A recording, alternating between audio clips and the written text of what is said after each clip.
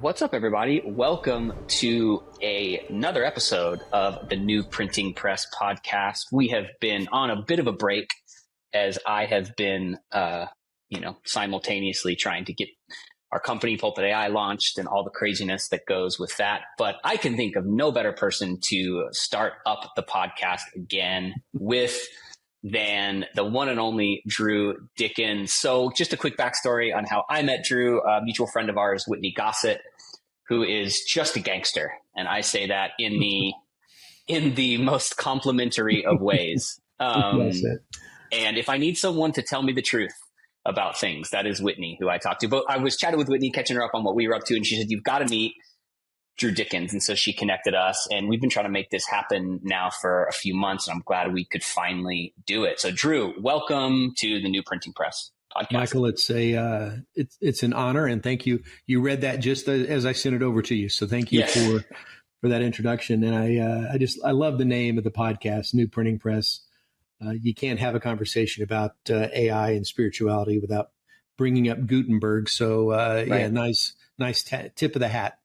It's as they say, my first job, I moved to Los Angeles in 2009, and I worked in the film industry, and I learned the term on the nose. Mm-hmm. And the name is very on the nose, as they say. And I actually bought the domain before I thought that's what we're going to call the podcast. So, right. You just kind of let it be. But I'm really excited to chat with you. I was so excited to even learn that you were out there when I did. And, I've told you a little bit of our story. We kind of announced this little tool that we were going to launch and announced it on a Friday evening, went to bed, woke up the next morning, and it had gone viral on Twitter, now X.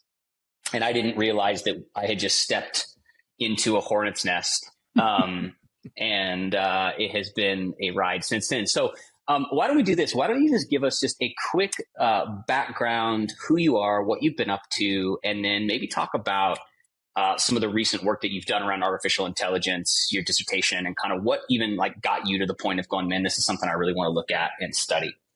Well, again, thank you for the opportunity, and hi to everybody. As far as my intro, I'm a follower of Christ, cleverly disguised as a husband of 42 years, a father of 2 sons, and grandfather of 2 grandsons. And I've been in ministry now for a vocational ministry for 25 years. Was in advertising before that in New York and Dallas and St. Louis and New York and Dallas. And were you a Richards group? Was it a Richards? Did you ever work with the Richards group? I worked group? closely with formerly known as the Richards Group. Oh, right. What is it now? It's nothing. They shuttered. Yeah. I obviously have not kept up with it's kind of a regional dark story. We can talk about it offline, but it's not a good story. It's not a good story. Okay. Good story. Stan Richards had a rough day, and one day in a meeting, and it kind of just started to spiral. That's right. Yeah. Sorry, I digress. I didn't mean to get us off track. But no, it's good. I'm reminded of it every day I drive south on Central Expressway and past their see-through building now. Worked very closely with them over the years. Left to go into full-time ministry. Ran an evangelism ministry for the Graham organization and Campus Crusade and several others, and Moody, and then left that about 11 years ago, to help a startup out of Silicon Valley called Abide, which is a prayer meditation app. They needed an old guy with a seminary degree and a beard to help them with content. And so I had the blessing of being a part of that team for 5 years or so, and helped that get started. And it's just exploded, and had a blast doing all that. And then 6 years ago started Encounter, which is Encountering Peace, which is a daily podcast, daily meditation based on a verse of the day. And so I have a blast doing that. But in my spare time, my hobby, for the last, 6 years, really, has been earning my doctorate in this. And so it was funny. I always joke that, 5 years or so ago, I couldn't get a return phone call to talk to anybody about AI and spirituality. And now it's like, oh my gosh, I want you on my podcast. So the timing of me getting this has been phenomenal.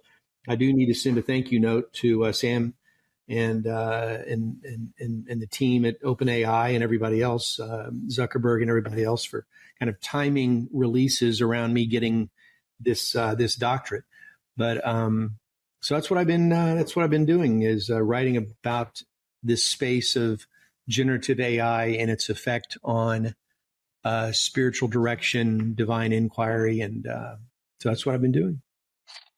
And when was the moment, or I guess, what was the thing that made you go, hey, this is something I really want to start exploring? Busy doing other things, ministry. Was there a specific event or something that you read or came across that made you go, man, this is something that I want to dive deeper into? Well, I went to Dallas Seminary, Dallas Theological Seminary, and my focus there was on technology. Theology and technology. Forgive the alliteration, but that was always my interest. And again, tip of the hat to the name of your podcast, but the church has had an interesting relationship with technology, from the beginning. And you wouldn't have, need to be cautious of hyperbole here, but I don't know that we would have had the Reformation had it not been for the printing press. And you look at, even I just mentioned earlier, the Billy Graham organization, you look at what they did leveraging radio, back in the early days. We take it for granted now, but preachers hadn't been on the radio. And you look at, a friend of mine is over right now in Oxford, and he was talking about stained glass. Christians invented stained glass. You look at the Newton and Pascal, and my wife's a retired music teacher, but my gosh, Mozart, Beethoven, Bach, Handel, we're all Christians, and so we've always been on the leading edge of technology and the arts. The church has. And so it just seemed really natural for me to continue exploring that in seminary. And when I started my doctorate, OpenAI had just launched.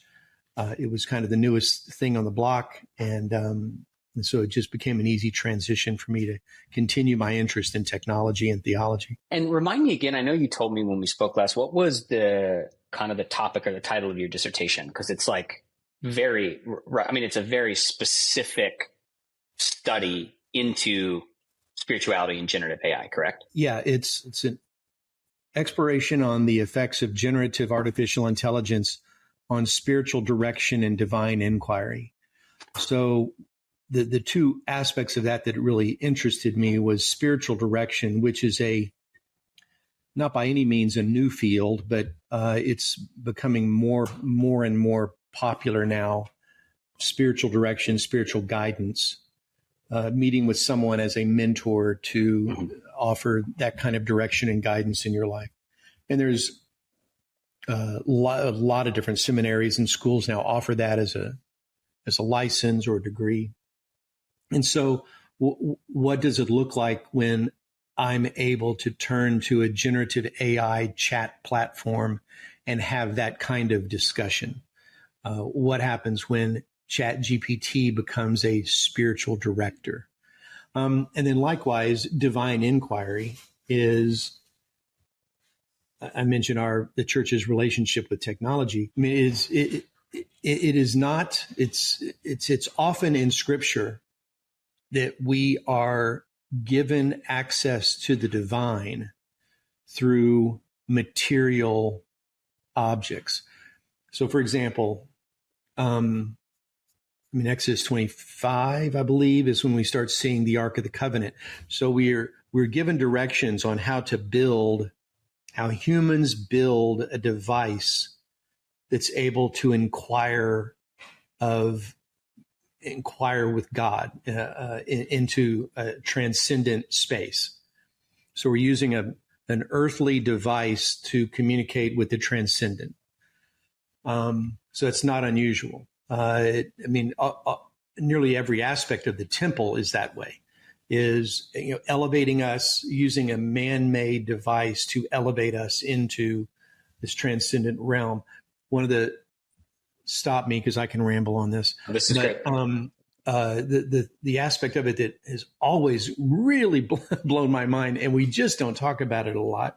Again, in Exodus, it's 28 is when we start seeing it mentioned all the way through 1 Samuel, is the Urim and Thummim, which is never on anybody's coffee mug at the Christian bookstore. But so the Urim and the Thummim are fascinating. In Exodus 28, it starts describing the ephod, this garment that the priests would wear, and there was this breastplate on the front of this ephod that had 12 stones, 12 precious stones. Doesn't say what they were for. The assumption is 12 tribes of Israel, but they're 12 precious stones. Behind this is a sleeve. Behind this on this ephod is a sleeve, and inside this is a something called the Urim and Thummim. It's generally understood that it was some sort of binary Urim and Thummim, binary device, a front and a back. No one knows, doesn't say, but it's used in Scripture when you see that, especially Exodus through Samuel. Whenever you see the phrase "inquired of God," they would use this Urim and Thummim to inquire of God. So again, we're using this man-made device to inquire for divine inquiry. Another, and I'll stop, is that we see more in the New Testament is, it's funny that these disciples had been, eating, sleeping, breathing with Jesus for 3 or 4 years, and Judas betrays. He leaves the group. They inquire about replacing him, and so they don't get together for a prayer meeting to decide. They throw dice. He was chosen by casting lots.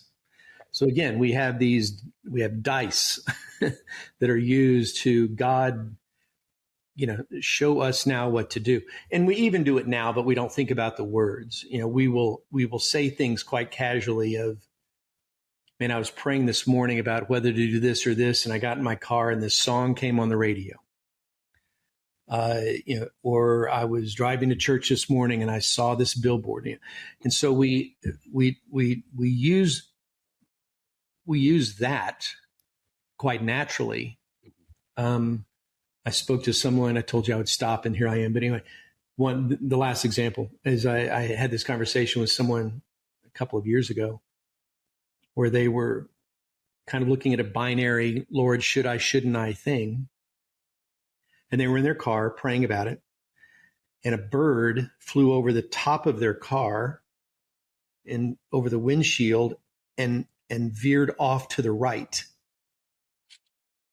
which they took as a positive sign for yes. And they were very much at peace with that. And I'm in no place to deny that. Okay. But so we're always looking for some earthly, tangible, and God can use all those things. Colossians 1, all things were created by him and for him. So there's nothing wrong with that. So how does AI fit into that conversation? Man, you're almost having me veer off into I'm a Pentecostal, so amen. trying to connect the dots of the side. Yeah, I'm how long do you got? Yeah, we won't go down that road. So yeah, gosh, that's really interesting. It's really interesting. Why do you think Christians, when it comes to things like artificial intelligence, like what is it about that has caused, from my perception, here's what I've seen, and I want you to tell me what you think about this. I've seen in our short period of time doing what we're doing in this space, I've seen two different, pretty stark differences in approach to how to not just think about AI, but use AI. And generally, it's pretty pragmatic, right? This is a tool that allows me to do something quicker, faster, save time, whatever. And then there's the theological, philosophical implications, the big questions that are being asked. What I see generally so far is a pretty stark, it's the people, the local church practitioners and pastors, most of them saying, hey, I probably should know more about this. I don't know really if I care to know more. I just kind of want to know, like, is this relatively safe, and is it going to help me or my church staff or my church team get a job done quicker, right? And then from what I have seen, and this comes more from sort of a theological seminary world, is like, no, this is a bigger conversation. We need to talk about this. Like there's this, I see two pretty strong extremes, at least in the conversations I have, right? But why do you think there has been this freak out of artificial around this idea, both just as like an idea, but also just as like a tool or a product? What do you think about that? Phenomenal question. And I love that you're having these conversations, but it's a great question. I'm going to back up a minute and talk about the scientists. Galileo comes to mind, right? So the church had been teaching that everything orbits around the earth. And then Galileo came out and with evidence and proved that it didn't. And so he got reprimanded by the church. And it's funny, it was only like a couple of years ago, I think, that the Vatican rescinded Galileo's teaching, or at least their rebuke of Galileo's teaching. So it's interesting because you have Mendel as a scientist from the late Enlightenment, but he's kind of the grandfather of genetics, right? And he's a Franciscan monk. And so again, we've always been on the leading edge of some of these things, but it's almost like we will push, and then the church will catch up, but then it becomes locked in, dogmatic. Then we'll push again, and it's that gap that is frightening. We were fine here, but now all of a sudden we're here.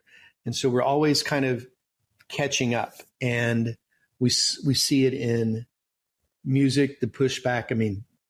Mozart, Beethoven, Handel wrote the Messiah, but again was ridiculed by the church.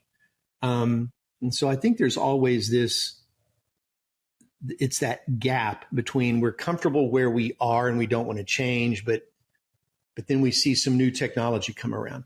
I read a book a couple of years ago, and I need to cite this because it was so great. I think it's the history of the telephone? And some of the early pushback that came from the church about the telephone. Mm-hmm. And so we will have these opportunities to use technology to advance the kingdom of God, and we will initially resist it and jump on later and then ride it. So I think that's some of this. I think, there was pushback against computers, but now show me a pastor that doesn't have 3 or 4 of them, I remember hearing stories of, pastors catching flack for transitioning from preaching from paper notes. Absolutely. And a Bible to using an iPad, right? Absolutely. Those are, absolutely. Yeah. And we see it, we see it too on, again, referencing your podcast, but the printing press, that got a lot of resistance because it was a challenge to church authority. It used to be we hear like a chain reference, a chain pulpit Bible, that these massive handwritten Bibles chained to a pulpit. And now all of a sudden they're being printed in common language, no longer Latin. I don't have to go to church for someone to tell me what it says, and I can bring it home with me and keep it on the bedside table. That's a challenge. That was a challenge to church authority. So I think also the church has been resistant about challenging authority. I think AI represents, or it's possible that people perceive AI as challenging authority. For someone to say to a pastor, "You said this, but ChatGPT told me this." Now all of a sudden, you've got a challenge to some authority. And you mentioned efficiencies a moment ago, and we hear a lot. You and I hear a lot in the news about the threat to blue collar workers and things like that, and what levels of just socioeconomic stress this is going to put on. So what if I look at AI and I'm able to replace 3 or 4 people on staff? Now all of a sudden that's a threat. So I think we're fearful of the threat. I think we're fearful of advancement. And I think are driving some of it. And generally things we don't understand within the church, we label as demonic. And, right. And so if it's not that, it must be this. I don't see the application for this. If then, therefore, it's then demonic. And I'm not denying demonic, threat for sure. But by saying that, we immediately discredit any opportunity to use it for good. Yeah. So it's an easy way to just toss it aside. Do you think, and I'm just thinking of this question now, so if it doesn't make sense, I trust that you can cipher through my rambling. I'm sure not. So, it feels like to me, and again, I'm 37, I'm a millennial. I sort of came up in sort of that like modern church movement that always embraced technology and that wasn't really asking these big theological questions. So there's probably a lot of these moments of technological evolution where there was fear and hysteria, and I was just not in the right circles to even realize that it existed, right? But it would seem to me that there is like an existential fear that feels bigger maybe with AI than has, at least in recent history. So my first question would be, do you think that's true or not? And then I guess to follow that up is, do you think part of it is not necessarily the practical generative AI use that causes the existential threat, but more of this talk about AGI and where this all actually, ends up? And, I've talked to different people about it where it's like, I have a friend who's a theologian, and he's like, the race to AGI is a completely fruitless one. It's basically the rebuilding of the Tower of Babel. These people are going to spend billions of dollars trying to reach it, and it's an atheist's way to try and make sense of the world, right? Obviously, that's a very big picture thought. But like, do you think that some of the existential threat is much more on, like the AGI conversation, and it's just sort of like, but like what we're experiencing in the like using a chat GPT, this is demonic, is really just kind of like a projection or maybe a misunderstanding of what this technology is and does and where it's ultimately going. Does that at all make sense to you from a question standpoint that you can actually answer? Yeah. And for the sake of the one person listening that has never heard of AGI, artificial general intelligence is the level that more of a, it's philosophical and technological, but the point at which AI will advance beyond human cognitive ability. So it will be able to process at speeds and communicate at speeds faster than a human can. We're not there. There's debate about whether we're there or not, but I don't think anyone really can make a cogent argument that we're there. But there's a lot of discussion about how close are we, and then philosophically, like you said, Tower of Babel. So does that represent a threat, and does that have something to do with them freaking out about it? When you bring up AI, most everybody goes to Schwarzenegger and Terminator. iRobot, right? Yeah. And that's easy. I mean, I don't think I've given a presentation yet that at some point didn't include a picture of a robot in it, right? A humanoid robot. That makes some sense to us, and it's easy to see that as a threat. So I think just from a lack of understanding about what it is, what it's capable of, I think we immediately tend to go to kind of the hyperbolic iRobot and walking up and down the streets with machine guns and autonomous drones, whatever. So I think we immediately go there, which leads to some of the freak out, as you said. Now, that's not to say that I think those threats, boy. You ever seen posts that someone comments that didn't age well? You know, when someone said something. So every time There's probably a few of those.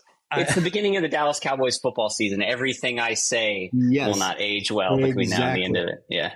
Every time I'm on one of these, I'm always thinking, I don't want what I'm about to say to show up on, Instagram. Well, that didn't age well.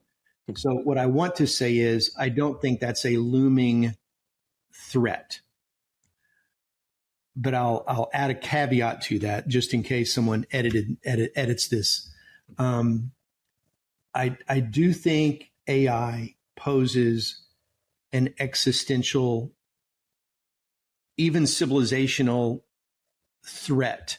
I definitely think it poses a theological threat. It's very real. But I don't think people, for the most part, that are freaked out about it are freaked out for those reasons. I think I was speaking at a seminary, and someone was bringing up the topic of bias, which comes up a lot. That all these things are trained on, liberal, left leaning, whatever. And I said, actually, the truth is much scarier than that. They don't know how these things work. It's not some monster in the machine that's a kid in a cubicle somewhere in the basement of OpenAI that's hard coding these things to lean left or right. The scarier point is we don't know how they work. And so I think it's easy to feel threatened by if our only understanding is Arnold Schwarzenegger and iRobot. But if they really took the time to look into it, it might be even more frightening. So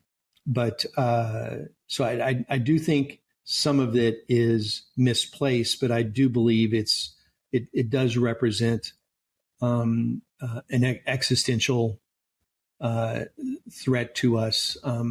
How far out that is, are we able to manage that? We've been resilient, and I think we'll be. But Elon's theory of just blowing up all the data centers. I was just literally about to say that name, right? Yeah. Well, okay. So I want to drill deeper into those two. So you said there's an existential threat potentially, as well as a theological threat. I would love to talk about both those. So first, from an existential level, I think you mentioned Elon Musk, right? Elon Musk has said that, right? Now, Elon Musk also has his own AI company that there's the problem is with a lot of these guys, and I love Elon and been super appreciative of what he's done. I also am very aware that he also has an agenda and is building what he's building. So you have to be able to like wade through some of understanding what's happening kind of beyond just kind of the fodder online. So I'm aware of that. But Elon has come out and said, hey, this actually does present an existential threat. Do you think that that's because, I guess in your opinion, is that because of because of bad actors utilizing this technology for means that are not good? Or is it sort of the kind of the spiritual mechanical? Like, I guess that's what I mean. People hear, oh, AI has an existential threat. My initial thought is, well, that's not because we're worried that this is going to become Terminator. It's more that we're worried that this technology in the hands of the wrong people could result in very catastrophic actions and activity. So can you just maybe explain the difference, or at least how you're thinking about that? Because I think that's what people don't fully understand or dive deeper into. Well, I've heard him say both, but I think there are three distinctions, not just two. So there's existential, civilizational, and theological. He is pretty well known for throwing around that AI poses a civilizational threat, which is the end of civilization. Again, sounds great on X, sounds great as a tweet, sounds great, gets a lot of buzz, and I get it. And I think I can see a world, and again, we're talking iRobot, we're talking Hollywood movies, but I can see how, this out of control could lead to that kind of, have you ever heard of the paperclip? What's it? It's not a paperclip scenario or, whatever, that it will just continue to eat up. AI will continue to eat up resources until it sees us as a threat to those resources. As an aside, it's really been fascinating. So I'm in Texas, and I've got a friend of mine too, 3 friends of mine that are each in the Bitcoin data center electricity business. And had this conversation with all 3 of them separately, that the Texas Energy Commission, I'm making that up, I don't know what it's called, met with the group in Austin, the government, somebody on the whatever, and revised their numbers on the demand for the Texas power grid, that it needs to double over the next 5 years. Think of that number. So in the next 5 years, the power grid size needs to double to maintain demand. And they said half of the draw from the doubling of the power grid will come from AI and Bitcoin, just powering data centers. And apparently everything west of Fort Worth, which is just flat prairie land, is just being built like crazy. Google just announced some $1 billion data center just outside of Fort Worth. And these are, 500,000 square foot warehouses that nobody works in. It's just power in, power out, and they're full of just GPUs that are just sitting there humming all day. And so hence anyone who bought NVIDIA stock 5 years ago feeling really happy right now. Totally right. And I would be doing this from my yacht in the Mediterranean had I done that. Exactly. It's been on my, maybe I should buy that next week list for quite a while. Mm-hmm. But anyway, as AI continues to draw more and more resources, I can imagine it becoming a civilizational threat. And that's not me putting the stake in the ground. That's pretty much the leader of every AI organization, Sam Altman to Elon to Zuckerberg. Everybody with a very straight face can say that in front of Congress. So the second would be an existential threat, which I think is fascinating kind of philosophically. And that's, what does it mean? This is another episode. But you're like, we're just like stepping into a Stanley Kubrick movie right now as we talk well about said. And so what does it mean to be human? Right. And that's an existential. What does it mean for me as Drew, as Michael, to exist today? And what threat will AI be to that? And what does it mean to be human? Which is a question that was the basis of my doctorate, was what's it mean to be human? And when I did my defense of it, I said, I'm no closer to answering that question than I was 4 years ago. And nobody can. But just the Imago Dei, in the image of God, what does it mean to be human? And how is AI able to, and again, this won't age well, but AI, one of the definitions of being human is creativity. Boy, I don't know if you've spent much time with on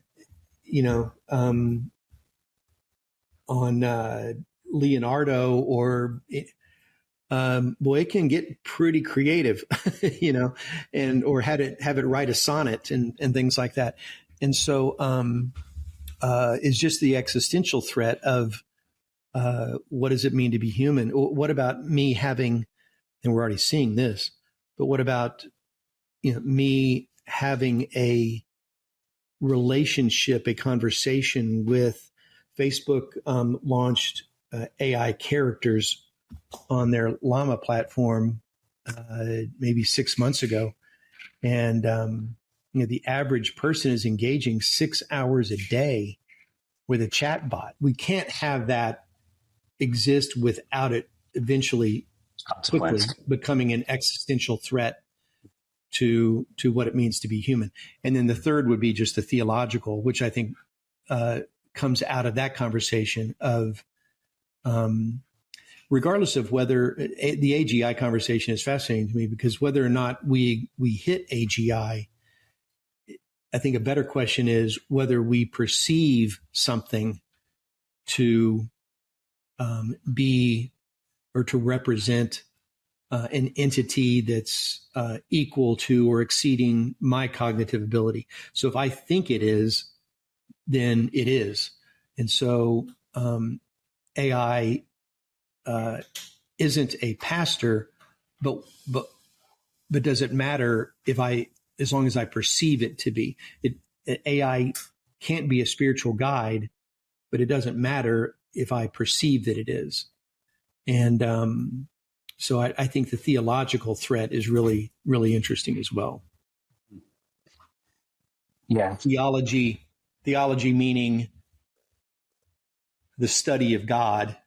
And so that's in the word of God, logos and theos is what happens to my ascension to the divine, if along the way I'm able to, it begins to take on the role of a prophet. It begins to take on the role of a mentor, of a disciple. And whether it is or isn't, if I perceive it to be, is really interesting. Yeah, well, and in very direct and indirect ways, right? Like I've told this story before, but there was a gentleman who, 2 young daughters, lost his wife to cancer after fighting it for, a couple of years, has probably a daughter of kindergarten age, and then another one that's, 3 or 4 that has Down syndrome. His wife passes away and comes to me one day at church and says, "Hey, so I found this service online where I can upload all of the voice memos and the videos and the photos that my wife, who's passed away, left us, that she was curating for 2 years, right? I've found a service online that can turn her into a bot, into a character that me and my children can interact with."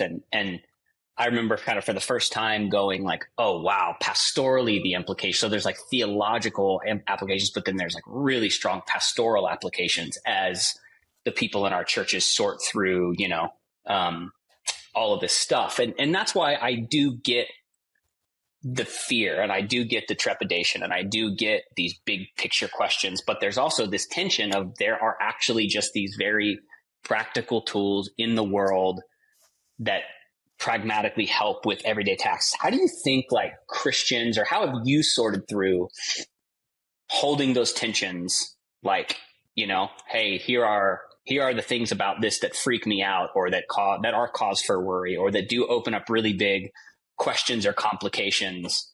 But also, there are very practical tools that really help me as a person do what I need to do. Like, how do you hold that intention, and how do you think that like Christians can or should like hold that intention? Great question. Or actually, let's say specifically pastors. Let's say specifically ministry leaders who are predominantly the people that listen to this. And just go back to how we started this conversation about how we will quite casually say, well, I was praying about that just this morning, and then I saw this verse, or my wife and I joke about, that verse wasn't there yesterday. We'll find a passage in Scripture that, the Spirit just, and even listen to the words I'm using. So it's always been there, but the Spirit led me to this passage. Or God just knew I needed to hear that song. So we say those things with great intent and with all sincerity, but also quite casually. You are charismatic. We quite often will say things like, boy, the Lord told me to call you. Okay, well, let's break that. You're trying to trigger all of my, things I'm sorting with. But now all of a sudden, by saying the Lord told me to call you, now all of a sudden I'm Jeremiah. Mm-hmm. I'm right. A prophet. I'm an Old Testament, because that's language they use. Mm-hmm. The Lord, God told me to tell you, the nation of Israel, that now all of a sudden, if I say the Lord told me to give you a call, boy, those are powerful words. Mm-hmm. I always tell people pastorally, maybe possibly the Lord we need to come up with a text shortcut for that. But yeah. And so now going back to your comment about the couple that lost a child, how often do we also say, boy, my mom was looking out for me just then, or my mom in heaven, my guardian angel, again, not getting into the theology of that, but I know my dad is in heaven, looking out for those are very comforting words to us. Sorry, my wife is offering commentary in the background. I love it. But those are comforting words, irrespective of the theological basis for it. But anyway, they're comforting words. Now all of a sudden, we live. I'll make it very personal. 11 Labs is you're familiar with, but to your listeners, is kind of been on the leading edge of voice cloning for a couple of years now. And they're doing just some mind-blowing things. Well, I've cloned Absolutely my voice. Mind-blowing. Mm-hmm. I've cloned my voice, and I've fine-tuned it several times. I will use it in editing, and when I'm done, I can't, and I listen to myself quite a bit. I can't tell the difference between, real Drew and clone Drew. But just to realize for a moment, my grandkids this is a double negative here. My grandsons will never not be able to have a conversation with their granddad. So if I want to pre-train, I want to fine tune a language model with everything I've written with everything I've studied, with all my journals, if I want to load all that into a language model, their granddad will always be able to read them a bedtime story. And their granddad will always be able to 24/7 be able to just talk to them about struggles they're going through and things like that. That's amazing. That all of a sudden makes me feel eternal, immortal, not eternal, but, and so and I haven't seen anybody that's written on this, but I would love to know, and you just touched on it pastorally, but what is generative AI and I say specifically because as it's able to multimodal, create images and voices and whatnot, what will that do to grieving? I was just about to say suffering. What will that do to suffering? We just lost, we have 2 grandsons. We have 3.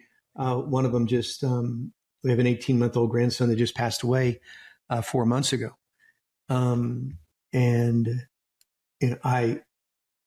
He wasn't speaking or anything at the time, but I've thought of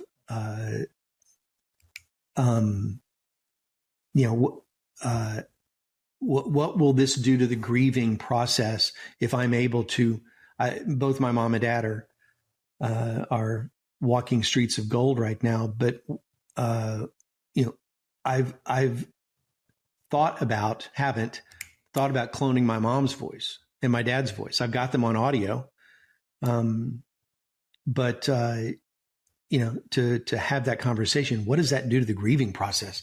I think that's some great doctoral work for somebody to pour into right now, because I think that's going to flip pastoral. I think it's going to flip that upside down if I can continue having conversations with my mother who passed away, or my child, or whatever.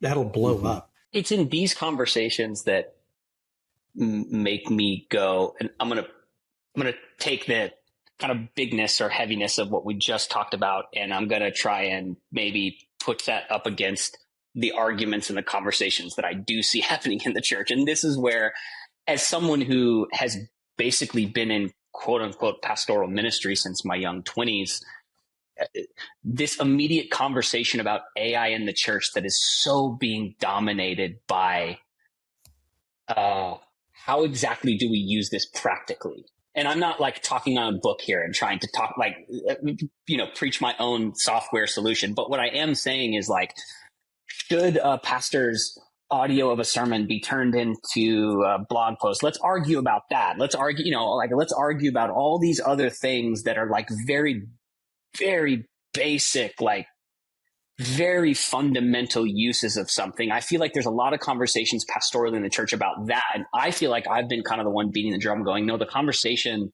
needs to be like pastoral. And that's why pastors need to know what this is, where it's headed, the possibilities, because I think, sure, there's a lot of discussion to be had about how should the church or shouldn't the church use AI. And that's a great conversation. But I don't think it's as important as pastor, church leader, discipler of people. These are the real existential things that we are facing and that our people are going to be facing in the coming years, that we're going to have to walk them through pastorally. I guess I'm not even asking a question other than saying that's what I'm sorting through. We've got these people that have been reaching out and asking us, what is your official framework or position for how churches should or shouldn't use AI in the church? And I'm just sort of like, I actually think a pastor and their local eldership can decide that on their own with some searches online. And I don't know that that's the big conversation. To me, the conversation that I feel like is missing is exactly what we're talking about, which is, what are the pastoral implications of the world that we're moving into as this technology gets deployed in more unique ways than just a chat bot that you can talk to. You mentioned these data centers. You mentioned all of this. Like, we are still in like the first inning of this. And so I don't even really know what I'm asking you, other than, can I just get some wisdom from you on like how the church could and should be thinking about this, and what are the real conversations we need to be having? Yeah, I'm a bit Well, you can use this as a marketing tool. I'm a bit confused why every church in the world wouldn't be signing up for Pulpit AI. And we can discuss my commission later. Yes. But the check is in the mail. So the last, 45 minutes or so has been a blast, and it's what I do. And I love this space, and I love all the, big picture, mind blowing kind of stuff. And it's important. Philosophically, it's an important conversation. What you're doing, though, is definitely in that space. But why people would bring up to you the moral, philosophical, rants about AI has nothing to do with what you're offering right now or how they might benefit from it. That's like having a conversation about, we haven't decided as a church whether to have computers in the building, because I've heard that you can use it to look at porn. I'm like, okay, but I'm not talking about, that okay, you can put a filter on it, but look at what a computer can do. Okay. Before I knew who you were, I was at a party at our church, and the pastor made the mistake of asking me what I was studying, and never ask a doctoral candidate what they're working on. And I was about 2 minutes into my hour-long explanation of it, and there was another guy sitting there, and that other guy immediately went down the demonic road. It's a tool of Satan, and so on and so forth. And it was so funny because the pastor looked at him and said, "Hey, shh, Drew, how can this help me during the day?" I was like, "Thank you." And I said, again, this is pre me knowing you, so I could have just sent him to your website. But anyway, and I said, "Tell you what, tomorrow," this was a Saturday, tomorrow, we had 3 services. We go to the 8, but allow me to get home and go to lunch. And about 2:00, I will show you what it can do. Well, this won't blow your mind, but so I went home after the 8, at 9:30, downloaded the video off YouTube, and you know what I did. And so I immediately then was able to transcribe that into a giant PDF, had AI clean it up, and then I had it from there created an outline of the sermon, and then I came up with study questions based upon the sermon, and then I came up with social media posts based on the sermon. I came up with images, blah blah blah, the whole package you offer, right? Mm-hmm. And now it wasn't as clean of a package because you've got the API version of this, and you have tools built around that do a much cleaner job of all this. And so I didn't really do any cleanup of it, but I saved it as a giant, whatever document at the time it came up with, and sent it to him about, 1:00. And he sent me a text about 1:05 and said, "I want you in my office tomorrow morning." And so, it was just like, no, his next question, because he loves, I forget who, there's some pastor he loves listening to.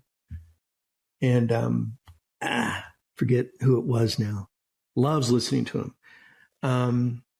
And he said, but I never have time to listen to his entire And so I said, what's your favorite sermon of his? And he told me, and while I'm sitting in his office, the whole routine. And he's weeping. He's like, you just saved me an hour out of my day. But yeah. So again, we can talk about what this does to grieving. We can talk about whether it ascends past the ability to for human cognition, whatever. Those are fun, and we can all do that over an adult beverage or whatever, and that's a blast, and that's where I sit. And those are important conversations. But man, just the day to day, I can 10x the efficiencies of any church that you can 10x the efficiencies of any church staff. So, and one of the things I told him, so you can do what you went to seminary for, which isn't to sit in your office and listen to some old pastor and try to outline you need to be at the hospital visiting with people. You need to be, taking those late phone calls. You need to be sitting down and you need to be pastoring. And so anyway, I hope I read that just as you sent it to me. But yes, absolutely. Yeah, totally. Yeah. That was perfect. It's just forget the philosophical, forget the existential, civilizational threat, iRobot, autonomous drones, and whatever. Forget all that.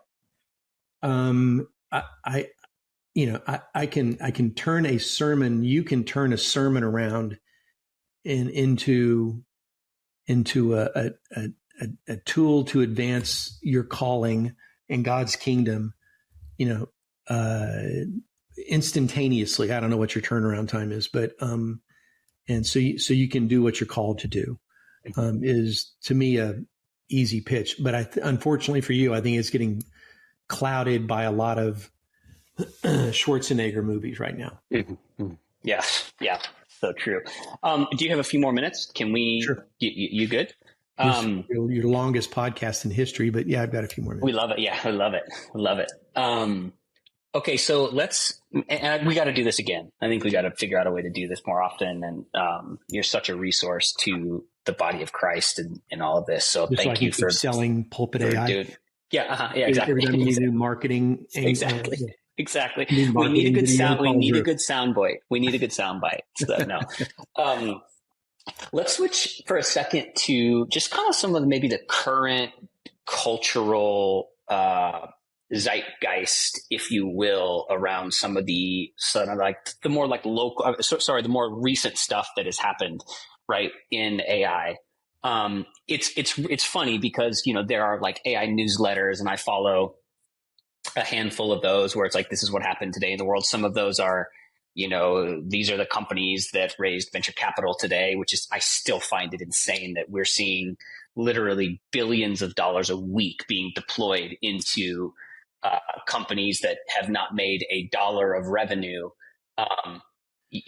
to build stuff. There are, A16Z and Andreessen Horowitz, which is probably arguably the most influential venture capital firm. I believe they manage about $46 billion, just put out an AI investment thesis about AI scribes and referenced religion as one of the key industries that they believe AI to completely disrupt. So it is like everywhere. You mentioned even this morning, I was reading about, this is the first ever meme election, right? This election is going to be won by who can create the best memes and create traction around that. A lot of those which are being done online, right? I mean, via AI, right? So talk to me about just some of this recent stuff. I know you mentioned kind of this recent situation with Donald Trump and an image. So like, let's just talk about, I guess, some of the more cultural stuff that we've seen happen. And I want to hear your thoughts around it. Will do. But before I forget, please send me the link that or any sort of notes about the organization that considered religion to be a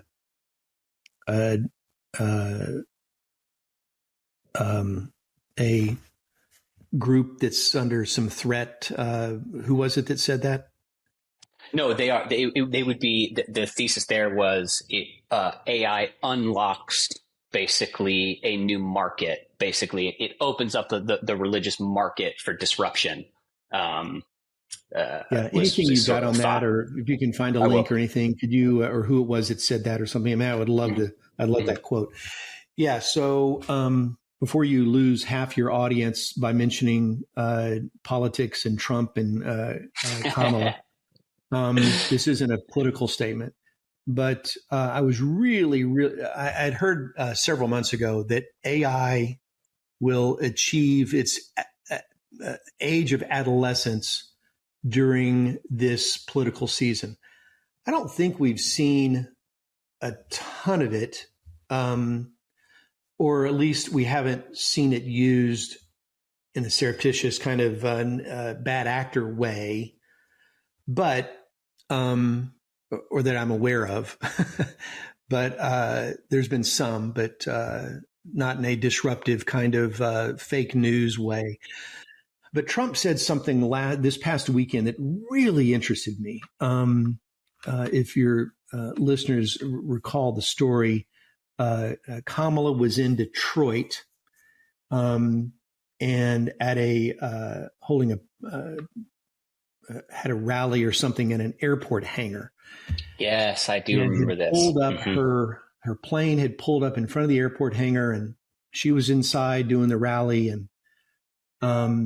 and Trump came out, and there was a picture taken by a staff member on her team, and she posted it on X or wherever.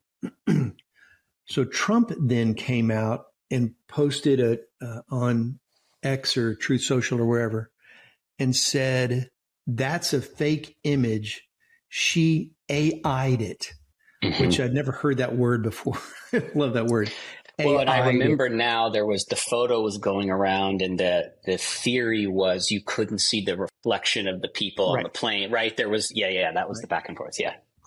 I've been told, your app has made it when it turns into a verb, like I'm going to Google this, or I'm going to, whatever. And so he claims she AI'd it. And I really found that fascinating, because it used to be, we heard more about AI as a threat using fake deep fakes, AI deep fakes, that we wouldn't be able to tell whether something was real or not. So he kind of turned that on its head. And now just by implying that something is fake is enough to discredit it. And I think that's really, really interesting. I think there's been this drumbeat for a while. It gets drowned out because it's just not as fun to talk about. But I've always heard the joke that, AI has been around since, Alan Turing in World War II. AI is nothing new, but it popped up on radar when high school sophomores figured out they could use it to write papers. And so immediately it became a threat within the education field about cheating. And I think that's kind of the wrong conversation to have about it, but it is being very disruptive to the field of education. I'm teaching at a seminary this coming winter break. And it's interesting kind of writing up the curriculum for it, realizing every assignment I hand out, I'm teaching on AI. Every assignment I hand out, every objective assignment I hand out, can be accomplished using AI. And so you're kind of forced to go back to the Socratic, just sitting under an olive tree, having a conversation with students kind of technique, which I'm planning on relying on. But anyway, going back to fake and cheating. I think even in his post, he said something about Kamala was cheating. She AI'd this. So now even whether or not it is or isn't, just implying that it is, all of a sudden casts doubt. Now, spiritually, I immediately thought, wow, what does that do to absolute truth? Which again is something in the church we like to throw out and mention a lot of. But for someone to say that's not true, and I've got evidence of this, or someone shows evidence of this and I can say, yeah, but that's AI'd, boy, that puts a lot of stress on harbingers of truth now. Mm-hmm. So I think that's something that came up in the news this week. Along those lines, you mentioned Elon. We've mentioned him a couple of times. He'd be pleased. Elon's language model is called Grok, which I love. So Grok 2 is out and has an image generator that apparently is not quite as filtered. The last couple of days on X have been otherworldly. Let me just say that. Yeah. And I agree. And so, again, we're going back to is this real or is it not? And we mentioned 11 labs and just voices and not to get too bogged down into, what some of the things being done with cloned voices and whatnot. But so I think that's kind of the zeitgeist right now in this space is reality, truth. Is it not? And even if it is, can I cast doubt on it just by uttering the words AI'd? Also this week we mentioned Strawberry. OpenAI continues to kind of be on the leading edge. Google's doing some work, announcing this week, on more multimodal kind of voice, work. OpenAI has done some great, amazing work with voice lately.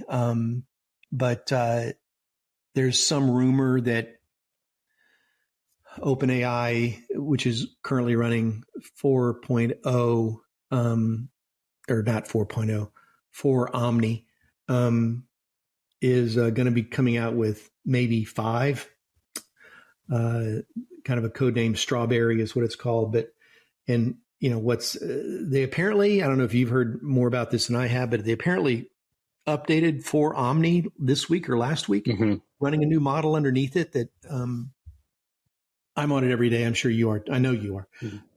But we are big time Anthropic fans. We partner with them, and but yes, our specific app touches pieces of both. So yeah. I prefer Claude, and I use Pro. What is it? 3.5 now. Sonnet. Yeah. And so I'm really. It's been out for a while, but I really am enjoying Perplexity. I enjoy the citation of it. So that's. Also, I guess last week, because I use Canva a lot. Some of your church listeners as a church may use Canva just for some of their templates on designing things. I know they just bought Leonardo. Yes. And I love that because I love Leonardo. So that'll be interesting to see what they do on its ability to AI generate images for posters, programs, banners in the church, whatever. All of it. Will be interesting. But I guess my big deal this week has been watching just the phrase AI'd as a verb, and